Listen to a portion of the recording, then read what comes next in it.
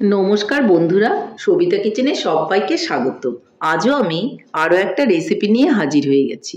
আজ আমি বানাবো মালপোয়া রেসিপি। এই মালপোয়াটা খেতে ভীষণই ভালো লাগে, চায়ের সঙ্গে বা শুধু শুধু খেতেও ভীষণই ভালো লাগে। মালপোয়াগুলো কিন্তু ভীষণ সফট হয়েছে, দেখুন একটা ভেঙেও দেখাচ্ছি। ভেতরটা কীরকম সফট আর উপরটা কিন্তু ক্রাঞ্চি। দেখতে যতটা সুন্দর হয়েছে, খেতেও কিন্তু ততটাই ভালো হয়েছে। একবার বাড়িতে এভাবে বানিয়ে দেখুন, আপনাদেরও কিন্তু খেতে ভীষণই ভালো লাগবে। বানানোটা খুবই সহজ আর খেতে ভীষণ ভালো। বাচ্চা থেকে বড় সবাই কিন্তু এই মালপোয়াটা খেতে ভীষণই পছন্দ করে। তাহলে আর দেরি না করে ঝটপট আমার রেসিপিটা ফলো করে আপনারা বাড়িতে বানিয়ে ফেলুন মালপোয়া রেসিপি। তাহলে আমি এই মালপোয়া রেসিপিটা কি করে বানালাম সেটাই দেখে নেওয়া যাক।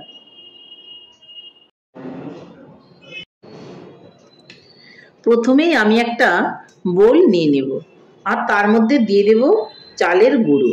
দেখুন চালের গুঁড়োটা কিন্তু আমি বাড়িতেই বানিয়েছি, বানিয়ে কৌটোতে রেখে দিয়েছিলাম।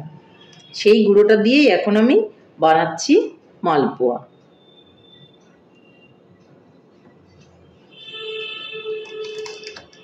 আর তার মধ্যে দিয়ে দিচ্ছি অল্প করে ময়দা।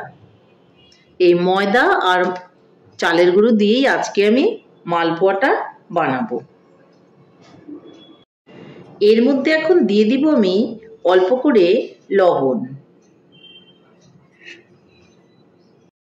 এখন আমি এর মধ্যে দিয়ে দিব চিনি। চিনিটা আপনার প্রয়োজন মতো আপনি দেবেন। যদি একটু বেশি মিষ্টি পছন্দ করেন তাহলে একটু বেশি করে দেবেন, আর কম মিষ্টি পছন্দ করলে কম মিষ্টি দেবেন। আমি আমার পছন্দ মতো মিষ্টি দিয়ে দিয়েছি।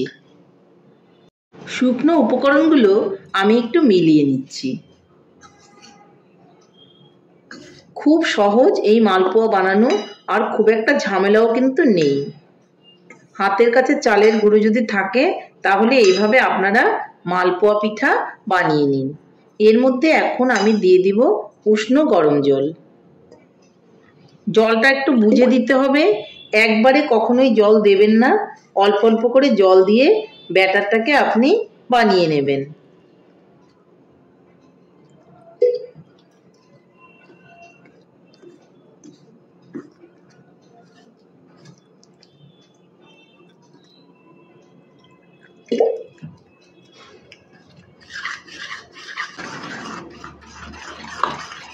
দেখুন আমি অল্প অল্প করে জল দিয়ে কিন্তু ব্যাটারটা গুলে ফেললাম। চিনিটা কিন্তু এখনো গলেনি, যার জন্য এর বেশি জল এখন আমি ইউজ করব না। এটাকে আমি আধ ঘন্টার জন্য এভাবেই ঢেকে রেখে দেব। চিনিটা গলে গেলে তারপর আমি কিন্তু আবার নেড়ে চেড়ে এটাকে একসঙ্গে মিলিয়ে তারপর মালপোয়া পিঠাগুলো আমি বানাবো। তাহলে আমি আধ ঘন্টার জন্য ঢেকে রেখে দিচ্ছি। আধ ঘন্টা পর আমি ফিরে এলাম, ঢাকনাটা তুলে দেখে নিচ্ছি। দেখুন কতটা সফট হয়েছে, আর চিনিগুলোও কিন্তু একদমই গলে গেছে। এর মধ্যে এখন আমি দিয়ে দেব একটু মৌরি। মৌরিটা হাতের মধ্যে ঢেলে একটুখানি ডলে নেব, ডলে এর মধ্যে দিয়ে দেব। তাহলে মালপোয়াটা খেতে ভীষণই ভালো লাগবে। একদম এরকমই হবে, এর থেকে লুজ বা ঘন কোনোটাই কিন্তু হবে না। এই দিকে খেয়াল রাখতে হবে। তাহলে এখন চলে যাচ্ছি উনানের দিকে। এদিকে আমি একটা লোহার কড়াই বসিয়ে দিয়েছি। এখন এর মধ্যে দিয়ে দেব সাদা তেল। সাদা তেলেই কিন্তু মালপোয়াটা আমি ভাজবো।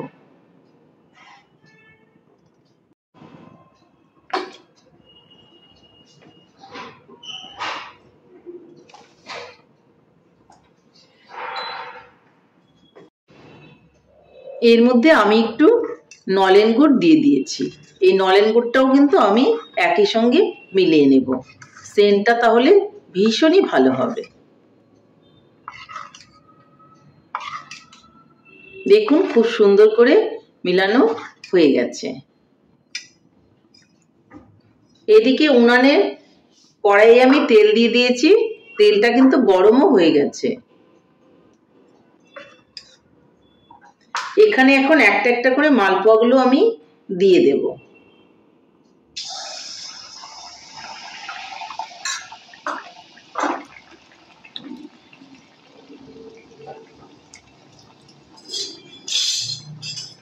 দেখুন আপনা থেকেই কিন্তু মালপোয়াটা ফুলে উঠলো। এখন আমি উল্টে দেব। সাইড থেকে আমি আরো একটা মালপোয়া কিন্তু দিয়ে দেব।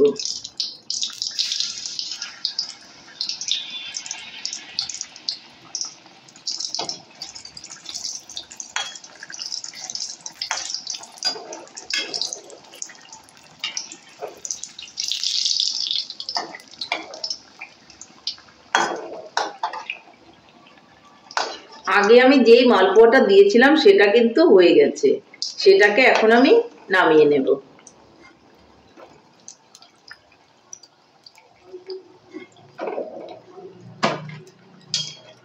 এটাকেও আমি আবারও উল্টে দেব।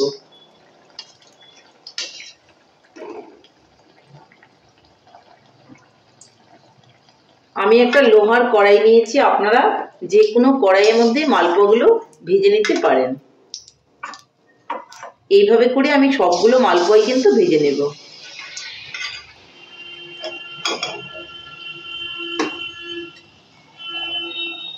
দেখুন আরো একটা মালপোয়া হয়ে গেল। তাহলে আমি সবগুলো মালপোয়াই ভেজে নিয়ে আপনাদেরকে দেখাচ্ছি।